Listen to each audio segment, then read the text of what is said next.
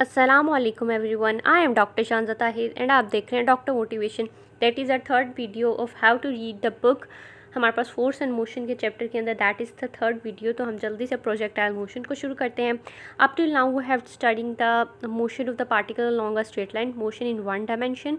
Now we consider the motion of the ball when it is thrown horizontal from certain height में से यहाँ से वो horizontally हमने उसको थ्रो कर दिया है. Observe the ball travel the forward, वो सिर्फ फॉरवर्ड जाती है as well as downward until it strikes something, जब तक वो किसी चीज़ को स्ट्राइक नहीं कर लेती. Suppose that the ball leaves the hand of the thrower at the point A. एक पॉइंट ए से हमारे पास वो लीव करती है at the point of the thrower के हैंड से, ठीक है. और उसका जो मोशन होता है कम्प्लीटली हॉरिजॉन्टल होता है यहाँ पर. उसके बाद let the velocity v x होगी according to the Newton's first law. There is no acceleration, कोई एक्सेलरेशन हमारे पास हॉरिजॉन्टल कंपोनेंट में नहीं होगी क्योंकि हॉरिजॉन्टल में कोई डायरेक्शन नहीं है और फ्रिक्शन को हमने इग्नोर कर दिया. Only force acting on the ball is the force of gravity, और वो हमेशा वर्टिकल फोर्स होती है तो वो डाउनवर्ड एक्ट करेगी. There is no horizontal force acting on it, so its horizontal velocity will remain unchange. तो हमारे पास हॉरिजॉन्टल वेलोसिटी जो है वो रिमेन अनचेंज रहती है पूरे पाथ के अंदर, ठीक है, until the ball hits something. The horizontal motion of the ball is simple, ठीक है, वो सिंपल है बिल्कुल. The ball moves with the constant horizontal component, constant horizontal component के साथ मूव करता रहता है as it given by the ऐसे S is equal to v x t, ठीक है. S is equal to v t से आप इसको कैलकुलेट कर सकते हैं. The vertical motion of the ball is also not complicated. It will accelerate downward with the force of gravity. Force of gravity की वजह से वो accelerate करता है. The vertical motion is the same as far as the free falling body. और जो हमारे पास वर्टिकल इनिशियल वेलोसिटी होती है वो ज़ीरो होती है. इनिशियल वेलोसिटी जो वर्टिकल पे होगी यानी वी एफ होगी वो हमारे पास ज़ीरो होगी, और नीचे आते आते ये हमारे पास इंक्रीज़ होती जा रही है, एक्सेलरेट होता जा रहा है due to the force of gravity. और इसको हम इस तरह से कैलकुलेट करते हैं.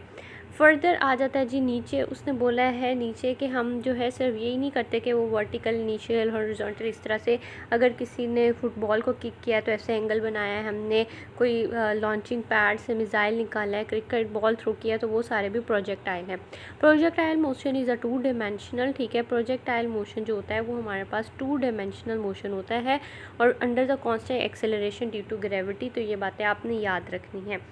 उसके बाद नीचे आ जाते हैं. In such cases the motion of the projectile can be study easily by resolving it into the horizontal and the vertical component which are independent of each other. Suppose that a projectile is fired in a direction theta with the horizontal component vi, और हमारे पास horizontal v i cos theta होगा और जो हमारे पास vertical होगा v i sine theta होगा ड्यू टू द जी. और जो हमारे पास वी आई कॉस थीटा होगा तो उस पर कोई और फोर्स नहीं लग रही तो वी आई कॉस थीटा ही रहेगा. जबकि जो हमारे पास वर्टिकल कंपोनेंट है उसके अंदर हमारे पास फोर्स ऑफ ग्रेविटी लग रही है तो माइनस जी टी हम अंदर से कर देंगे. तो ये दोनों फार्मूलाज आपने याद रखने हैं. उसके बाद आपने ये मैग्नीट्यूड वाला फार्मूला याद रखना है एंड आपने एंगल वाला फार्मूला याद रखना है इसके अंदर जस्ट. उसके बाद आ जाता है जी हमारे पास हाइट ऑफ द प्रोजेक्टाइल. तो हाइट ऑफ प्रोजेक्टाइल आपने कैसे याद रखने हैं, बस एक इसके अंदर कॉन्सेप्ट समझने वाला है कि जैसे जैसे हम ऊपर जाते हैं तो हमारे पास वेलोसिटी जो है वो डिक्रीज़ होती है. हाईएस्ट पॉइंट पर जाके एक पॉइंट पर वेलोसिटी ज़ीरो हो जाती है एंड अगेन नीचे आते आते हमारे पास वेलोसिटी ज़्यादा हो जाती है. तो ये बात आपने याद रख लेनी है. एंड उसके बाद आपने जस्ट इसका ये फॉर्मूला याद रखना है कि v i square sine square theta over 2g is the formula of the height. Time taken by the body to cover the distance from the place of its projection to the place where it hits the ground is called the time of flight, ठीक है. because the body goes up and comes back, ठीक है, to the same level, this covering no vertical distance. तो कोई vertical distance नहीं होता क्योंकि हमने क्या किया, ऐसे थी बॉडी, यहाँ से गई और यहाँ चली गई तो वर्टिकल डिस्टेंस तो वही रहा, हॉरिजॉन्टल उसने कुछ कवर किया, ठीक हो गया. If the body is projecting with the velocity v making an angle theta with the horizontal, दी हमारे पास जो कंपोनेंट होगा इक्वेशन के अंदर वो उसको सॉल्व करके और हमारे पास ये आ जाएगा t is equal to 2vi sine theta over g. तो आपको डेरिवेशन कुछ भी करने की ज़रूरत नहीं है बल्कि ऊपर वाले पूरे को क्रॉस कर दें, आपने जस्ट फार्मूला याद रखना है.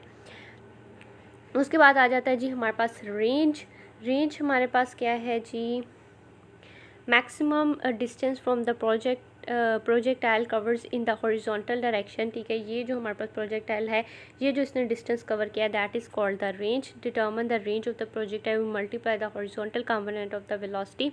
और projection with total time taken by the body with leaving point of projection, ठीक है। और हमारे पास जो रेंज होती है उसका फॉर्मूला आपके पास आ जाता है VI² G/G sin 2 थीटा। तो sin 2 थीटा से आपने इसको याद रख लेना है जी। उसके बाद हमारे पास आ जाता है एक ही क्वेश्चन है, वाटर इज़ प्रोजेक्टेड अपवर्ड। उन्होंने कहा जी वाटर पाइप में से हमारे पास प्रोजेक्ट हुआ है वाटर एक 30 डिग्री पे, एक 60 डिग्री पे, और रेंजेस कैलकुलेट करें। तो ये आपने खुद कैलकुलेट करने की ट्राई करनी है। नहीं आएगी समझ तो फिर I will tell you. A ballistic flight is that in which a projectile is given an initial push and is then allowed to move freely due to inertia and under the action of the gravity. An unpowered unguided missile is called the ballistic missile। कई बार ये definition आ जाती है exactly, and the path followed it is called the ballistic trajectory।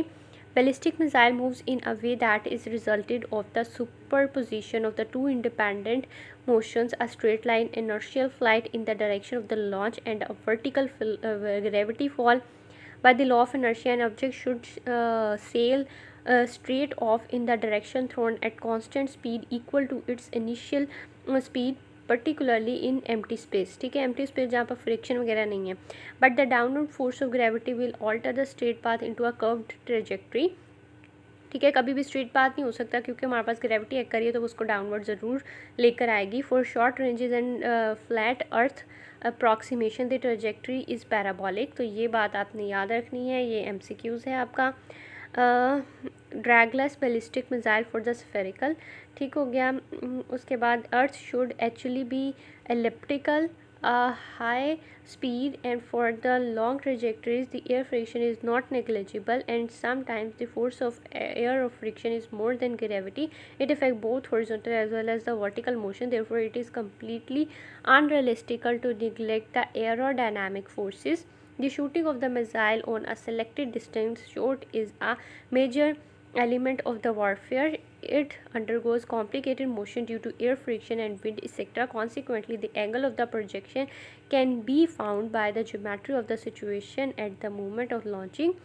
The actual flights of the missile are worked out to high degrees of precision and the result were contained in tabular form. The modified equation or trajectory is too complicated to be discussed here.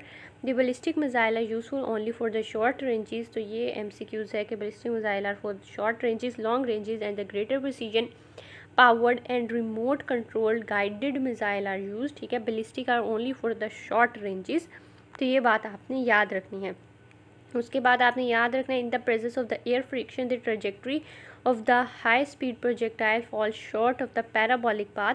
तो क्या होगा, उसकी height भी कम होगी। आप check करें यहाँ से हाइट भी कम है, उसकी रेंज भी कम है।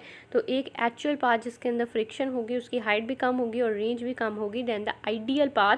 तो ये भी आपने याद रखना। बाज़-औक़ात हम इस तरह की जो साइड इन्फॉर्मेशन होती है उसको निगलेक्ट कर जाते हैं और ये आपका बहुत अच्छा कॉन्सेप्ट होता है, ठीक हो गया। अब आपके पास रह गए हैं ये न्यूमेरिकल्स। तो ये न्यूमेरिकल्स आपने खुद सॉल्व करने की ट्राई करनी है और विदाउट कैलकुलेटर करना है। तो ये था हमारा चैप्टर फोर्स एंड मोशन का जो हमारा आज ख़त्म हो गया है। अब हम नेक्स्ट चैप्टर अगली वीडियो के अंदर पढ़ेंगे। That is all from my side. Thank you so much.